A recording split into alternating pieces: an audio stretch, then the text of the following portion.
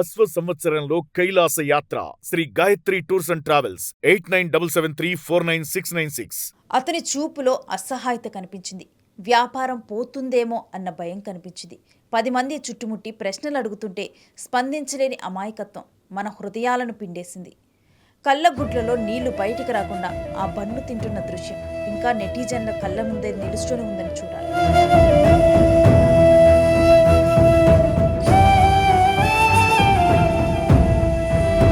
ఎందుకంటే అతను ఏడవకుండానే కళ్ళల్లో నీళ్లు బయటకు రాకుండానే ఎంతోమంది నెటిజన్ల కళ్ళల్లో కన్నీళ్లు తెప్పించాడు. ఈ మధ్య కాలంలో ఈ విధంగా సామాన్య ప్రజల మీద విరుచుకుపడటం మొదటిసారి చూస్తున్నాం. మేడారం జాతరలో 10 రూపాయలకే కోవా బన్ ఎలా అమ్ముతున్నావు? లీటర్ పాలు 80 రూపాయలైతే అనే ప్రశ్న. బజారులో బన్ను కొనుక్కొని ఇంటి దగ్గర కోవా చేసుకొని మేం వ్యాపారం చేసుకుంటున్నాం అనే ఆన్సర్.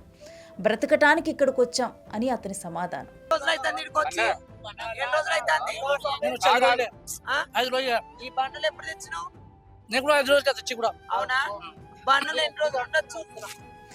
ఎంతో మంది పిల్లలు తింటారు, వాళ్ళని చంపటానికే ఇక్కడికి వచ్చావా? మీ పిల్లలకు పెడతావా అని శరసంధానం. మా పిల్లలకు కూడా పెడతాను మేడం, మేము ఇక్కడికి బ్రతకటానికి వచ్చాం. అయితే నీ ఆధార్ కార్డు చూపించు, చెట్టుకు కట్టేయండి, పోలీసులకు పిలవండి అంటూ తలో ఒక మాటతో గందరగోళం.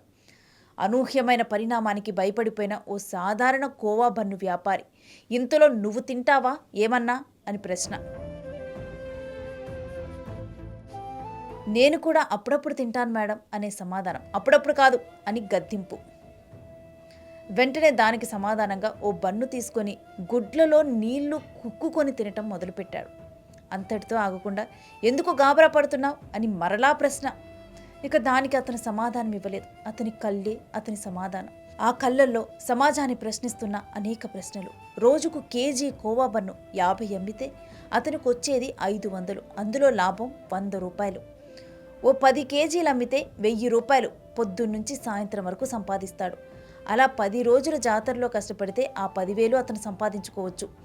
దానికోసం రేయి పగులు కష్టపడాలి. అంతేకాదు, దానికోసం ఇంటికాడ ఎన్నో సమస్యలతో ఎదురు చూస్తున్న భార్య పిల్లలు ఎలాగోలాగా వ్యాపారం చేస్తూ భవసాగరాన్ని ఈదాల్సిందే కదా. ఆకలి చాలా చెడ్డది. ఇలాంటి నిస్సహాయతలో నుంచే మనుషులలో తెగింపు వస్తుంది. ఇలా కష్టపడి కూడా బ్రతకనీయకుంటే తెగిస్తారు. ఆ చిరు వ్యాపారి కళ్ళల్లో ప్రశ్నించిన ప్రశ్నలకు నెటిజన్లు భగ్గుమన్నారు. ఇంకా మనుషులలో మానవత్వం ఉంది, పేదవాని వైపే ప్రజలు ఉన్నారు అని నిరూపించారు. అతడి కళ్ళల్లో కన్నీటి చుక్కలు బయటకు రాలేదు, కానీ నెటిజన్ల కళ్ళల్లో ఇంకా కన్నీటి చుక్కలు ఉన్నాయి. అవి ఇంకిపోలేదు, అప్పుడప్పుడు బయటకు వస్తాయి అని నిరూపించారు. ఇంతకు అతను చేసిన తప్పేంటి? 10 రూపాయలకే కోవా బన్ అమ్మటమా? అంతకుమించి అతని పేరు వల్లీ అవ్వటమా? మీరేమంటారో కామెంట్ చేయండి.